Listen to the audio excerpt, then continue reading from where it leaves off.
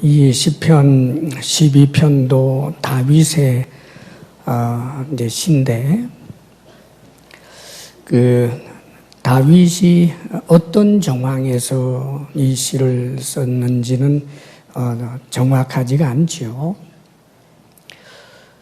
다윗이 대단한 이제 탄식 가운데 그러면서 이제 하나님을 의지하는 믿음을 다시 한번 견고히 세우는 그런 이제 시요 기도입니다. 여호와여 도우소서. 경건한 자가 끊어지며 충실한 자들이 인생 중에 없어지나이다. 그런 이제 아주 아쉬움이 가득한 그런 이제 세태를 보면서 하나님의 도우심을 구하는 겁니다. 그리고 마지막 절에도 보면 비열함이 인생 중에 높임을 받는 때에 악인들이 곳곳에서 날뛰는도다. 그래요. 악인들이 이제 날뛰고 비열한 사람들이 오히려 높임을 받는 그런 일들은 인간 역사 시작대로부터 주님 오시는 그날까지 아마 그럴 겁니다, 여러분. 우리가 살고 있는 세상만 별나게 그렇다고 그렇게 생각할 이유는 없습니다.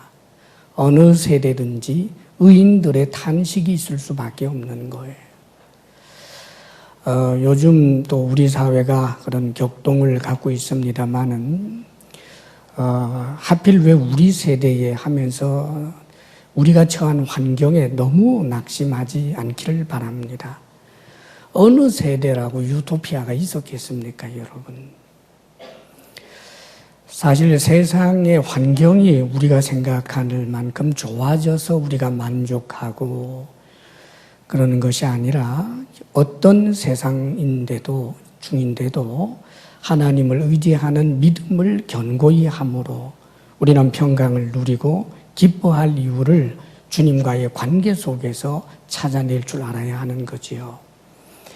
지금 다윗의 탄식은 경건한 자가 점점 끊어지고 충실한 자들, 하나님 앞에 아주 충성스럽고 정직한 그런 사람들이 너무 적어지는 것을 보고 굉장히 가슴 아파했습니다. 그러면 이 경건한 사람들은 도대체 어떤 사람들일까? 이 탄식을 한 이유가 특별히 다윗은 이 말, 특별히 거짓에 관한 것에 대해서 이야기합니다. 그러니까 충실한 성도요, 하나님 앞에 경건한 이들이라면 특별히 그 말에 있어서 표지가 된다는 말입니다. 경건한 자란 하나님 앞에 진실된 말을 할 줄 알고 입에 파수꾼을 두어서 하나님 앞에서 바르고 정직한 말을 할 줄 알아야 하는 거지요. 그런데 다윗이 처해 있는 그 상황을 보니까 그들이 이웃에게 각기 거짓을 말하며 아첨하는 입술과 두 마음으로 말하는도다 그러는 거예요.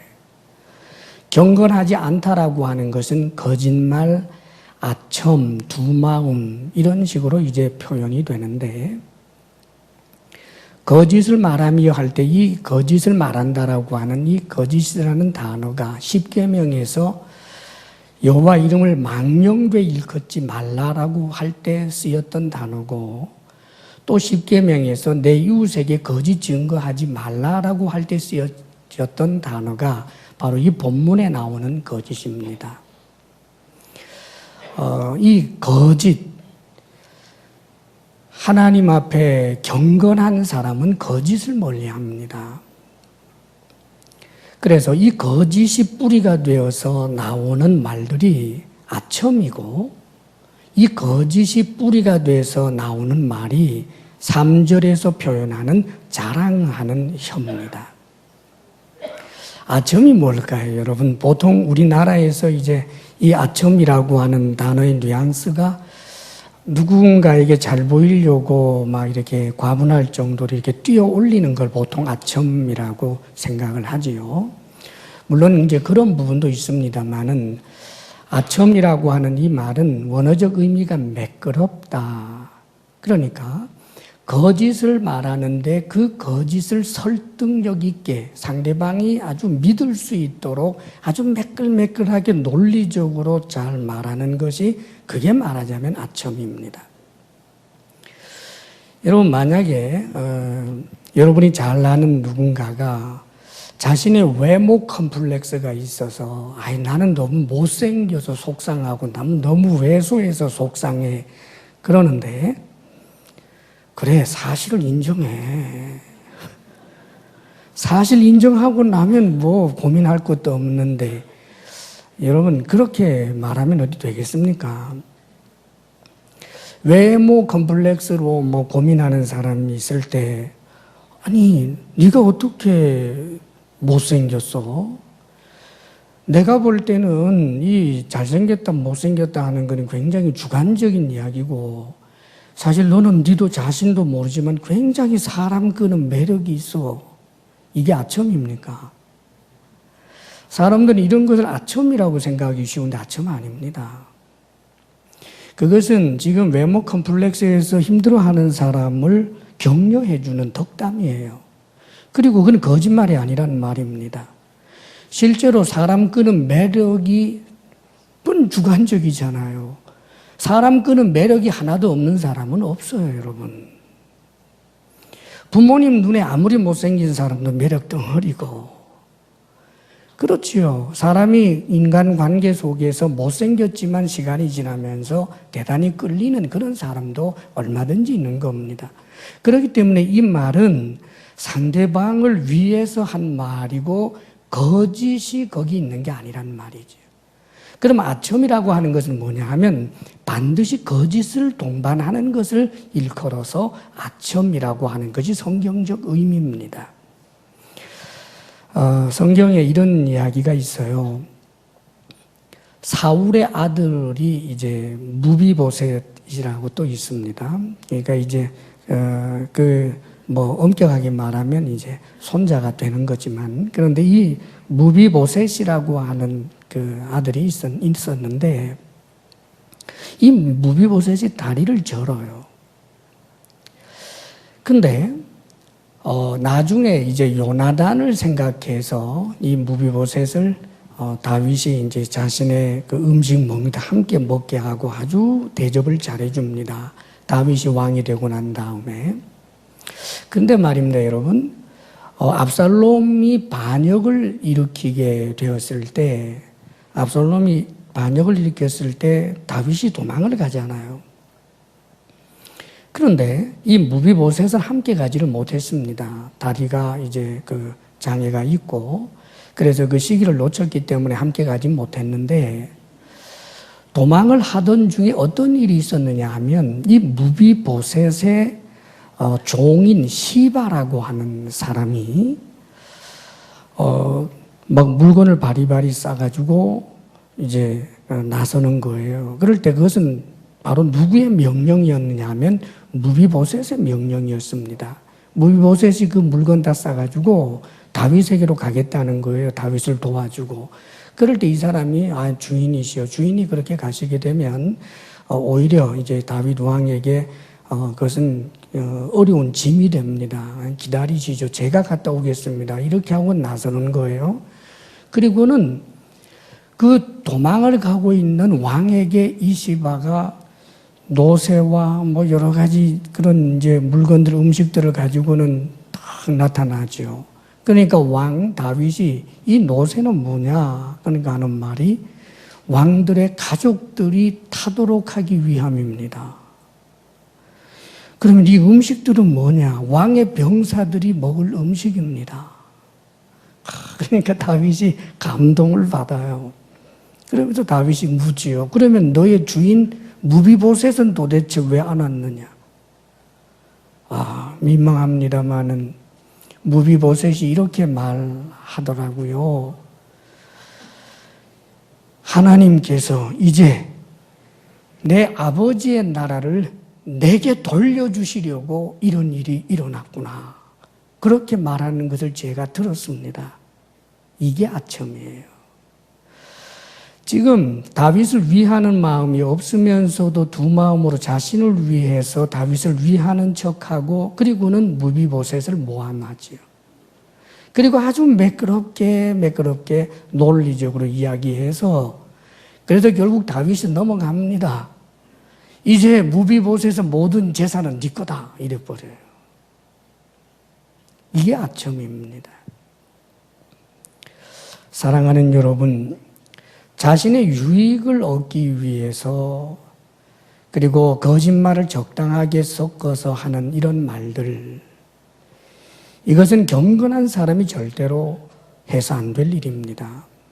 사회생활 가운데 이런 것이 얼마나 난무합니까? 사회가 그러니까 나도 그럴 수밖에 없다.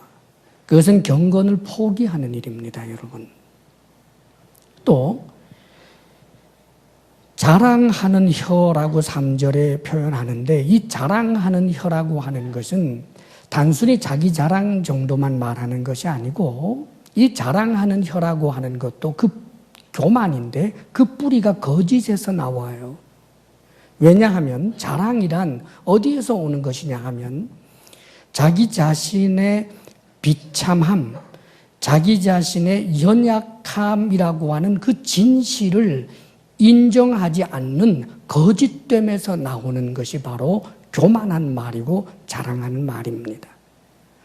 우리는 우리 자신의 그 연약함과 비참함을 알 때 자랑할 게 별로 없어요. 또 그 자랑하는 혀라고 하는 것은 결국은 자기 자신을 높이는 교만이고 자기 자신의 진실함을 외면하기 때문에 나오는 말이다가 보니까 이 자랑하는 혀는 자신을 높일 뿐만 아니라 타인을 비방하거나 비판하는 말들을 하게 됩니다. 그래서 이 비판, 자랑 이런 모든 말들의 뿌리가 다 어디에 걸려 있느냐 하면 거짓에 걸려 있다는 말이지요. 우리 주님께서 비판하지 말라라고 그렇게 아예 못 박아 이야기한 이유는 그 비판이라고 하는 말 자체가 거짓에 그 뿌리를 두고 있기 때문입니다.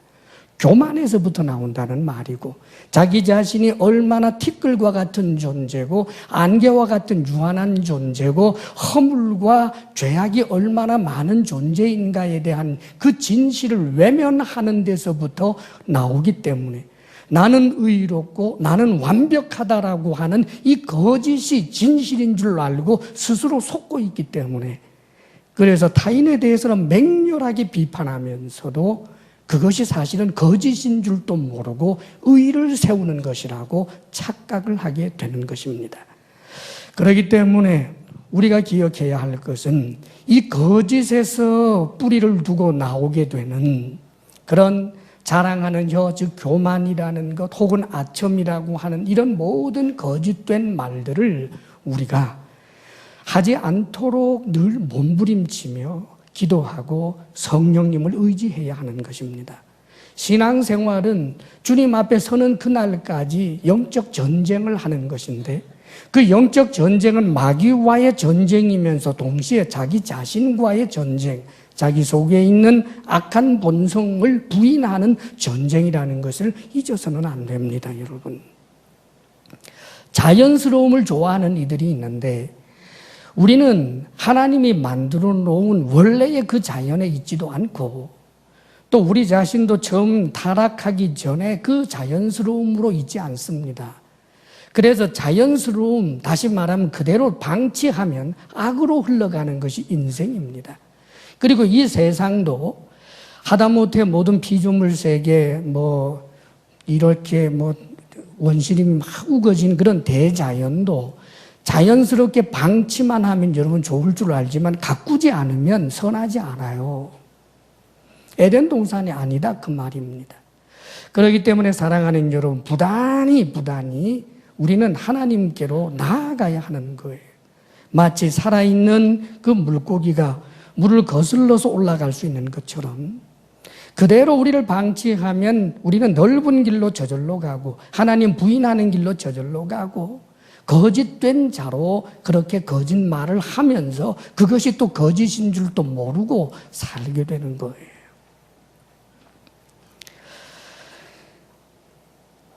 오늘 4절 말씀 우리 함께 읽어볼까요? 4절 다 같이 시작. 그들이 말하기를 우리의 혀가 이기리라. 우리 입술은 우리 것이니 우리를 주관할 자 누구리요 함이로다. 이들이 이렇게 아첨, 즉 거짓에 뿌리를 둔 그런 아첨과 교만한 말들을 막 하고 이러면서도 스스로 뭐라고 그들이 말하느냐 하면 우리의 혀가 이기리라. 우리 입술은 우리 것이니 우리를 주관할 자 누구리요. 우리말로 이런 말 있잖아요. 내 입 가지고 내가 말도 못하니? 그러는데 그 말입니다, 여러분. 근데 지금 이분들은 말을 아주 교묘하고 매끄럽게 잘하는 사람들이에요. 흰 것을 검다라고 말하는 그 논리 전개가 대단하다는 말이죠.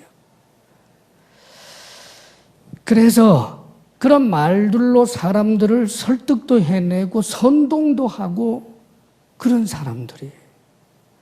사실은 수많은 이제 사회적 강자들, 기득권자들이 자신들이 가진 그런 세상적인 지혜, 지식, 그런 논리를 가지고 얼마나 자기 입장에 잘못되어 있는 것을 변호하고 타인들을 깔아앉히고 하는 이런 일들을 얼마나 잘하는지 몰라요.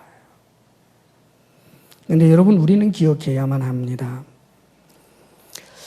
우리가 말은 뭐 거짓말도 할 수 있고 아주 교묘한 그런 지식과 능력을 가지고 그렇게 아첨들을 할 수 있지만 그 말을 책임져야 합니다. 지금 이들은 자신들이 한 말에 대해서 하나님 앞에 그 책임을 묻게 된다라고 하는 사실을 그들은 지금 기억하지 못하고 있는 거죠. 사랑하는 여러분, 말에는 반드시 그 책임이 있습니다. 성경에 보면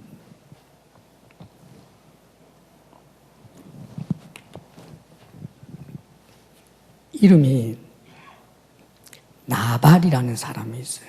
나발. 얼마나 말을 많이 했으면 나발일까 모르겠는데. 이 나발이라는 사람이 부자였다고 그럽니다. 아주 부자. 갈멜산 근처 어느 동네에 살았고, 그 갈멜산에 마침 이제 다윗이 자신을 따르는 600명 사병들을 거느리고 있었습니다.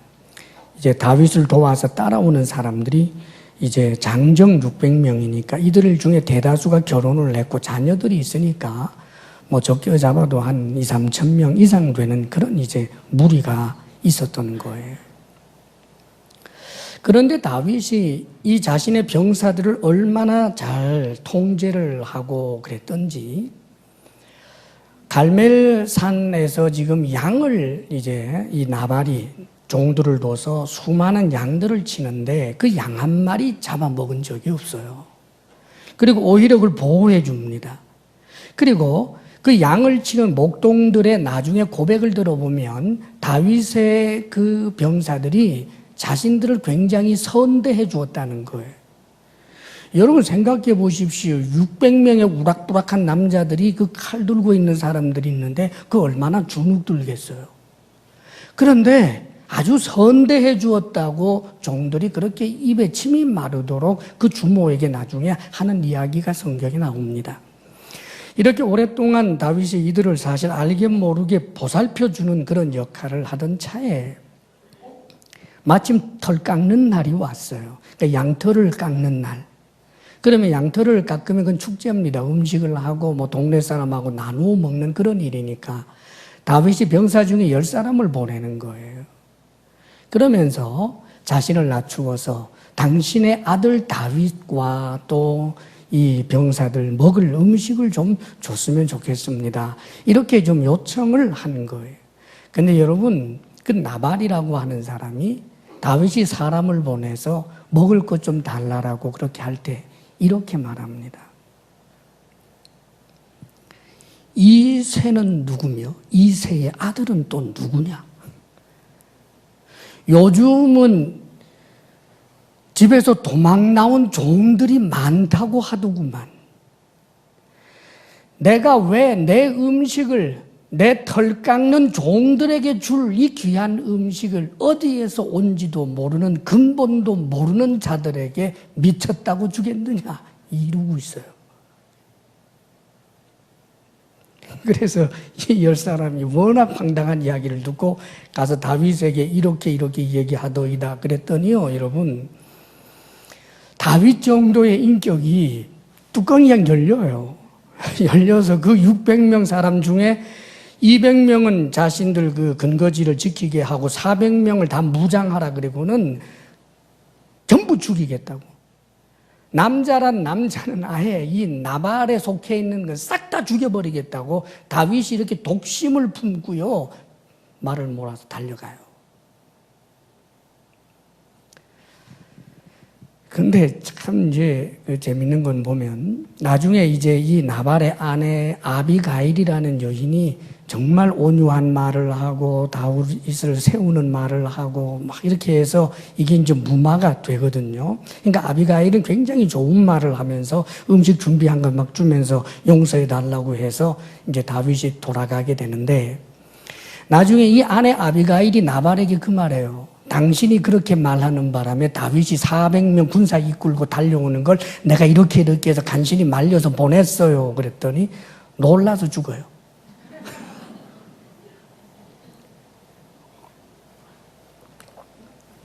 나발이 한 이 말이 전형적인 자랑하는 혀예요. 교만에서부터 나오고 자기 자신을 진실로 볼 줄 몰라서 나오는 말이에요. 용기도 없으면서 사실은 뒷감당도 못하면서 책임도 지지 못하면서 순간적으로 속 시원하다고 마구 퍼부어대는 것. 사랑하는 여러분, 나발입니다, 그건. 그리고 그 뿌리는 거짓이에요. 얼마나 어리석은지 몰라요. 결국은 지혜롭게 말했더니 아비가일은 오히려 이 나발이 죽고 난 다음에 이 과부된 여인을 다윗이 자신의 아내 삼잖아요. 나중에 왕비가 됩니다, 여러분. 우리가 말을 할 때 특별히 내가 지금 어떤 말을 어느 대상을 향해서 참으로 난폭하거나 교만하거나 자랑하는 혀를 가지고 말하거나 거짓을 말하거나 하는 그런 모습이 있는지를 살펴보면서 만일 그런 모습들이 있다면 우리가 주님 앞에 스스로 회개하며 입술에 파수꾼을 세우는 노력을 해야 합니다. 야고보서 3장 2절에 우리가 다 실수가 많으니 만일 말에 실수가 없는 자라면 곧 온전한 사람이라.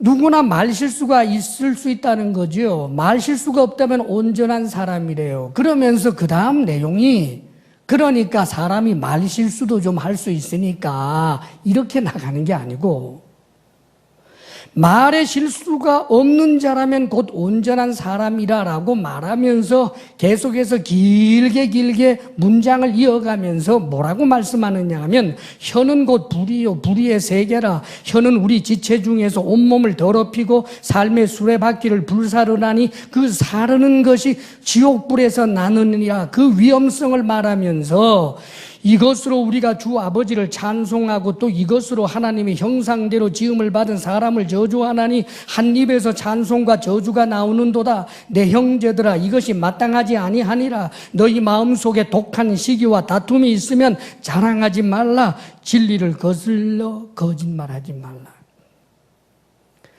성경도 성령님도 우리가 진실을 되게 말하며 산다는 것이 얼마나 어려운지 압니다.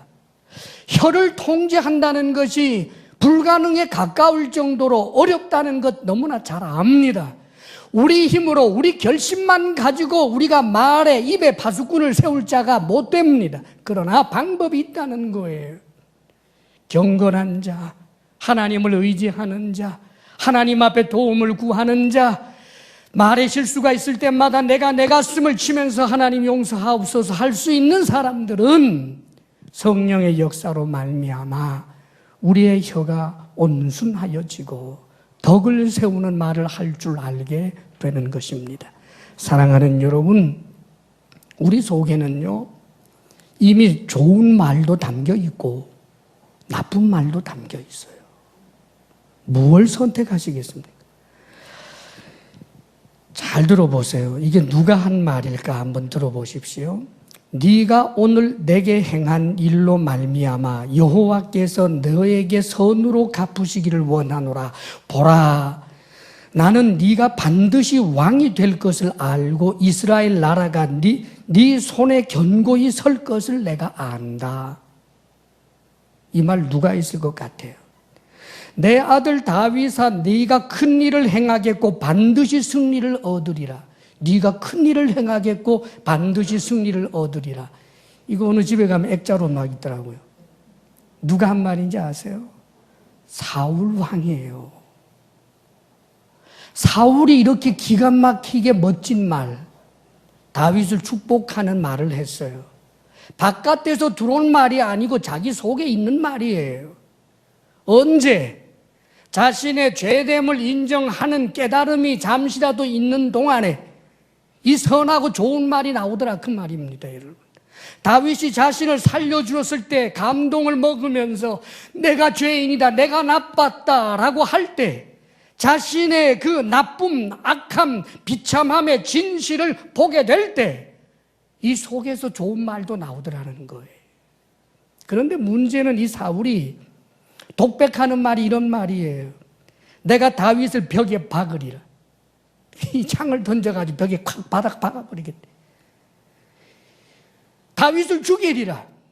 이것도 그 속에 있었는데 이 말에만 초점을 맞추고 사는 거예요, 여러분. 사랑하는 여러분, 내 입에서 나오는 말 어디에 초점을 맞추는가가 중요한 것입니다, 여러분. 우리가 하나님 앞에 경건한 자로 우리 자신을 고정하게 될 때 우리 속에서는 좋은 말이 올라와요. 절대로 악한 말에 스스로 포로되어 버리고, 그래서 이 적어도 이스라엘의 첫 번째 임금이라고 하는 사울이 그의 정말 중요한 다윗, 이 사울이 왕으로서, 이스라엘 왕으로서 한 업적이라고 하는 것은 별로 없고, 죽자 살자 다윗 하나 죽이겠다고 쫓아다니는 그런 세월 보내고 말았습니다. 말입니다, 말. 이 나와서 안 될 말이 자꾸 나오면, 내가 독백을 할 때 그 독백하는 말이 거칠고 교만하고 악하고 아첨하는 더러운 말이라면 내가 지금 경건의 자리에서 거짓의 자리로 옮겨갔구나, 스스로 자신의 좌표를 설정하고 오 하나님 잘못했습니다 하며 돌이킬 수 있는 우리가 되어야 하는 것입니다. 할렐루야. 경건한 사람들 되시기를 바랍니다, 여러분.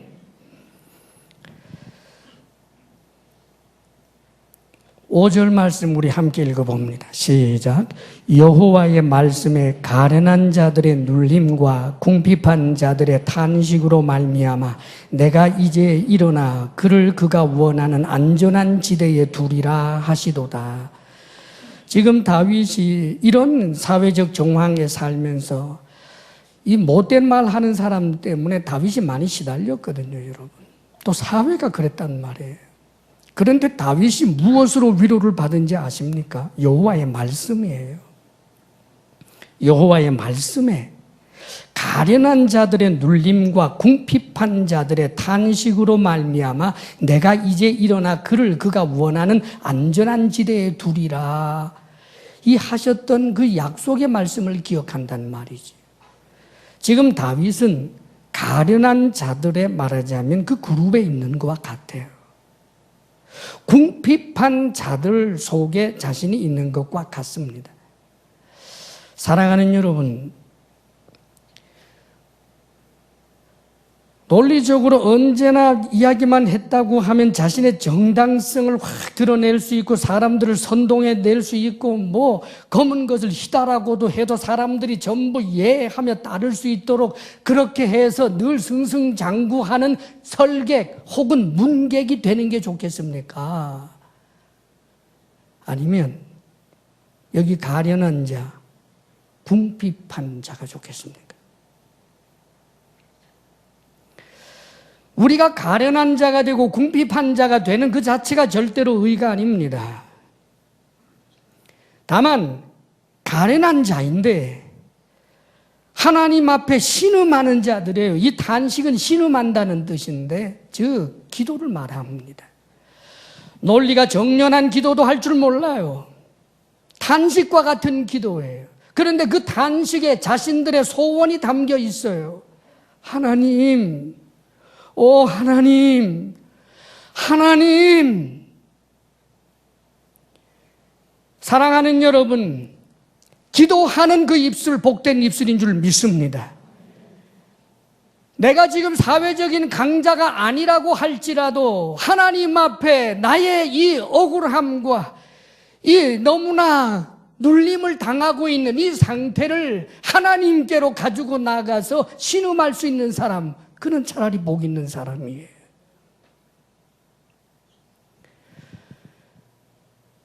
다윗이 한때 이런 시절을 보냈던 것이지요. 온 국가가, 온 사회가 자기를 죽이려고 하고 말이지요.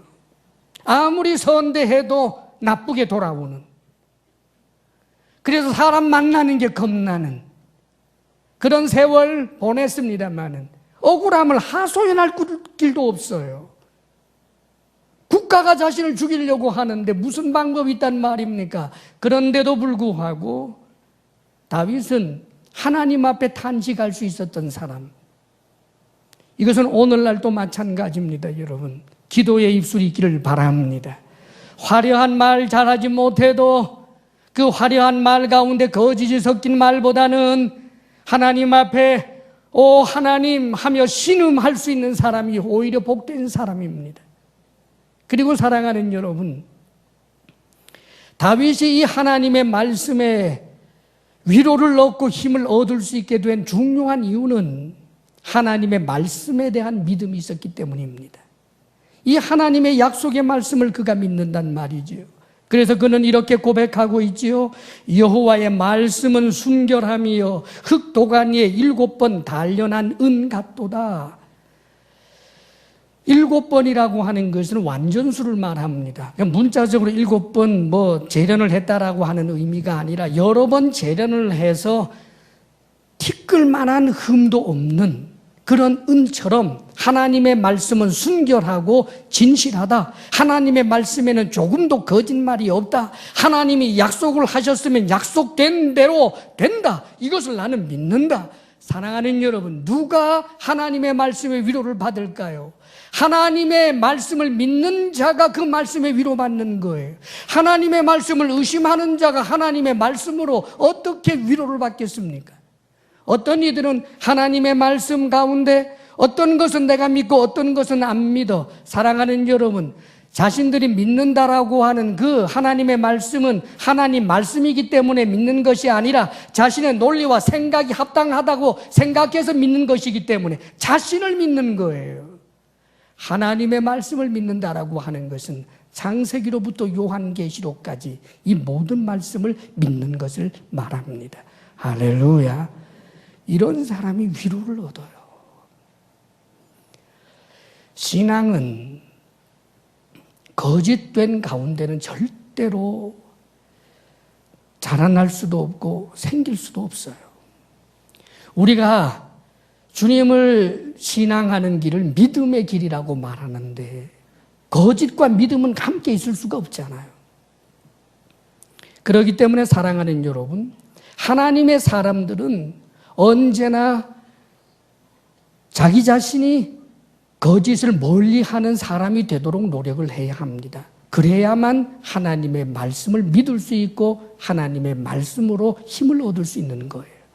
내가 거짓된 사람이면 누구의 말도 안 믿으려 하고 내가 거짓된 사람이면 하나님의 말씀조차도 농담으로 들리는 거예요. 성경에 하나님 신앙을 갖는 사람이 얼마나 진실한 사람이 되어야 하는지를 가르쳐 주시는 내용이 나옵니다.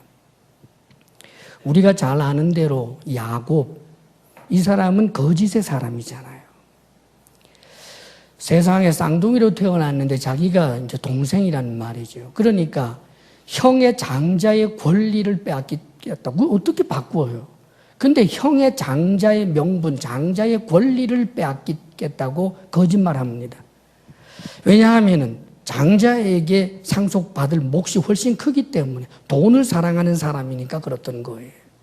자, 이 야곱이 돈을 사랑하는 사람, 재물을 사랑하는 사람, 자신의 목적을 위해서는 거짓도 아버지에게도 할 수 있고 형에게도 할 수 있는 그런 거짓의 사람이 야곱이었어요. 그런데 이 야곱이 거짓말을 했더니 책임질 일 생기잖아요, 여러분. 상속은커녕 목숨이 위태로워져도 도망갈 수밖에 없게 됐습니다. 그런데 거기 또 하나님의 은혜가 임하네요. 할렐루야. 우리가 한 행위대로만 갚으면 저도 여러분도 하나님 사람 될 수 있었겠습니까? 야곱이 그렇게 악한 사람이었는데 야반 도주에서 저 외삼촌 라반의 집을 향하여 가는 길에 그는 인격적으로 하나님을 만나는 그런 사건을 접하게 됩니다.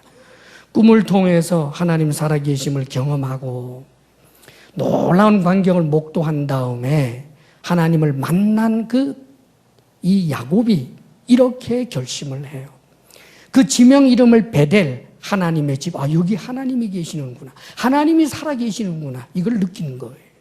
그러면서 자신의 결심을 이야기하죠. 하나님이 약속해 주셨으니까. 내가 너와 함께 하겠다. 이 모든 것을 너에게 주겠다. 하신 그 약속의 말씀들도 다 기억합니다.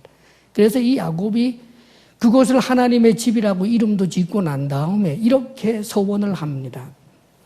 내가 반드시 하나님 앞에 10의 1조를 드리겠습니다. 이렇게 고백을 해요. 왜 그랬을까요? 물질에 대해서 거짓된 사람으로 살아왔거든요. 그래서 이 물질에 대하여 하나님 앞에 진실하겠다라고 하는 자기 자신을 발가벗겨 채워 보면서 하나님 앞에 서원했던 거예요. 그리고는 이제 외삼촌 집에 갔어요. 가서 한 달 동안 서로 껴안고 이러고 지내다가 외삼촌이 말합니다. 내가 너를 그냥 아무리 친척이고 조카라고 해도 부려먹을 수 있겠느냐. 너 품삯을 정해라. 그러면 줄게. 그러자 이 야곱이 그 딸, 둘째 딸이 너무 이쁜 거예요. 라헬. 그래가지고 라헬을 제게 품삯으로 주시면 좋겠습니다.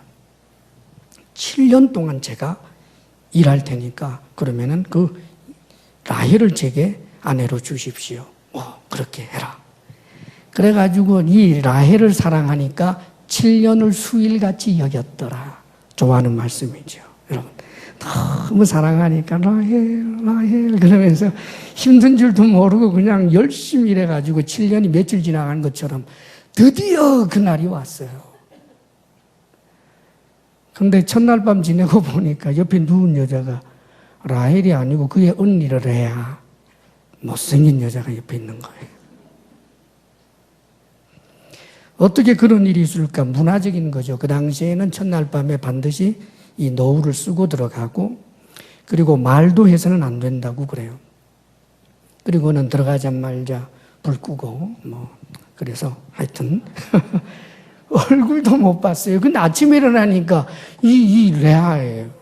어떻게 외삼촌이 제게 이럴 수가 있습니까? 하고 따지지요. 따졌더니 외삼촌 하는 말 좀 들어봐요, 여러분. 우리 이 지방에는 동생을 언니보다 먼저 시집 보내는 경우가 없어. 그러면서 하는 말이 7일 동안 그냥 잔치하면 7일 끝나는 날 라헬도 너에게 줄 테니까 너 7년 동안 일할래? 예, 알겠습니다.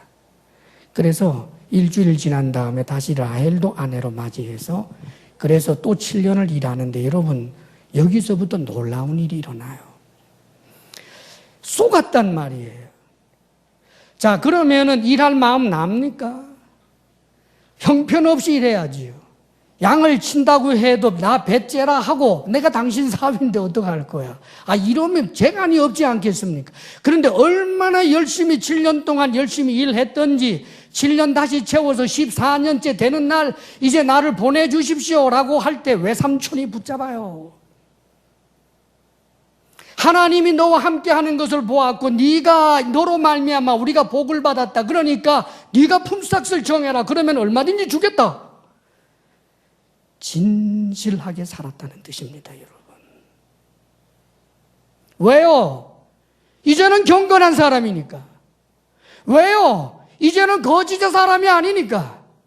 이제는 하나님을 경험한 하나님의 사람이니까. 사람들이 나를 속여도 나도 같이 거짓말하는 사람 되지 않겠다는 거니까. 사회 문화 자체가 거짓이 난무한다 할지라도 함께 어깨춤을 주지 않겠다. 왜요? 경건한 사람이니까. 적어도 다윗은 그렇게 결심합니다. 그리고 품삯을 정할 때도 놀랍게 말합니다. 외삼촌, 그러면 외삼촌의 양이나 염소 중에 아롱진 것, 얼룩얼룩한 것 이런 것만 저에게 주십시오라고 얘기합니다. 아마 야곱은 하나님을 의지한 거겠지요. 하나님이 이런 아롱진 것, 얼룩덜룩한 것 많이 태어나게 할 것이라고 믿는 그 믿음 때문에 그냥 얼마를 정한 것이 아니라 태어나는 것 중에 얼룩덜룩한 것, 아롱진 것, 무슨 점 있는 것 이런 것 있으면 제게 주십시오 그랬어요. 오, 그러자. 그리고는 여러분 생각해 보십시오. 이 외삼촌 라반 하는 짓 좀 보세요. 그 야곱에게 맡길 양들, 염소들 가운데서 아롱진 것, 점 있는 것 모조리 다 추려내가지고 아들한테 맡겨서 사흘길 떨어지게 만들어요. 원래 계약을 할 때는 이대로 놓고 자연스럽게 태어나는 것을 이야기했던 것 아닙니까? 지금 계약 위반자가 라반입니다. 지금 또 속이고 있어요. 그러면 이제 야곱이 다음부터는 슬그머니 어디서 아롱진 것 그런 거 가지고 와가지고 슬그머니 교미시키고 딴 데로 보내고 이런 짓 할 만하지 않습니까? 그런 적 한 번도 없어요. 더위를 무릅쓰고 일하고 추위를 무릅쓰고 일하고 늑대나 이리가 와서 그 양이나 염소를 잡아먹으면 자기 것으로 보상하면서 진실하게 살았습니다. 그런데 하나님이 이런 야곱의 손을 들어주셨습니다. 사랑하는 여러분, 우리의 거짓 때문 사실은 육신의 정욕, 안목의 정욕, 이생의 자랑 때문에 나오는 것이 바로 거짓입니다. 세상을 사랑하기 때문에 나오는 것이 거짓입니다. 그러므로 거짓의 문제를 쉽게 생각하지 말기를 바랍니다. 하나님을 의지하고 경건한 자로 살기 위해서 하나님 앞에서 늘 신음하듯이 기도하고 하나님의 도움을 구하며 살아가는 복된 주의 사람들 되시기를 주의 이름으로 축원합니다. 기도하겠습니다. 이 시간 간절한 마음으로 결단하며 기도하겠습니다. 주님 앞에 오 주님, 제가 거짓을 뿌리로 하는 그런 말, 거짓을 뿌리로 하는 그 교만한 말, 자랑하는 말, 아첨하고 남을 모함하는 말, 비판하는 자 되지 않게 하시고 하나님의 말씀을 믿는 진실한 사람이 되어 주의 말씀이 우리에게 위로가 되게 하여 주옵소서. 주님 앞에 간절함으로 우리가 함께 결단하며 기도하겠습니다. 사랑하시는 아버지 하나님, 참 좋으신 우리들의 아버지 하나님, 우리가 하나님 앞에 주 예수 그리스도의 보혈의 은혜가 없다면 어찌 주의 자녀된 권세를 누리겠습니까? 오 주여, 참으로 우리로 하여금 거짓의 사람으로 살지 않고 경건한 자로 살도록 오 주님, 성령으로 우리를 충만케 하시며 우리의 마음이 그 믿음의 심지가 견고하여 하나님의 약속의 말씀을 굳게 붙들 수 있게 하여 주시옵소서. 이 세상이 거짓 난무한다 할지라도 우리가 그 거짓과 함께 짝하여 살아가는 이 되지 아니하도록 오 주님, 우리를 긍휼히 여기시고 경건의 능력을 주옵소서. 사랑하시는 하나님 아버지, 주께서 주신 물질 가운데 우리가 거룩하게 구별하였습니다. 하나님의 것을 하나님으로 기쁜 마음으로 올려드리오니 아버지 하나님, 동방박사들의 예물을 받으심과 같이 우리가 드리는 예물을 받아 주옵소서. 삶의 애환이 가득하고 궁핍하고 가련한 처지에 있는 중에서도 힘을 다하여 드리고 즐겁게 드리며 하나님 앞에 정직함으로 드리오니 아버지여, 그 편손을 붙잡아 주옵소서. 사랑이신 하나님, 우리 성도들에게 일터의 복을 주시사 수고한 땀의 열매로 땅의 필요를 하나님께로 온전히 공급받게 하여 주옵소서. 우리 성도들에게 건강의 복을 주옵소서. 마음의 평강 주옵소서. 부부사랑 돈독하게 하옵소서. 우리들의 자녀가 어떤 경우에도 거짓에 속하지 않는 진실한 사람, 경건한 이들이 되게 하여 주옵소서. 이제는 우리 주 예수 그리스도의 크신 은혜와 하나님 아버지의 한없는 사랑과 성령의 교통하심과 충만케 하심이 주님 앞에 감사로 예배드리며 나아가는 사랑하는 모든 성도들 위해 이제로부터 영원토록 함께 하시기를 간절히 축원하옵나이다. 아멘.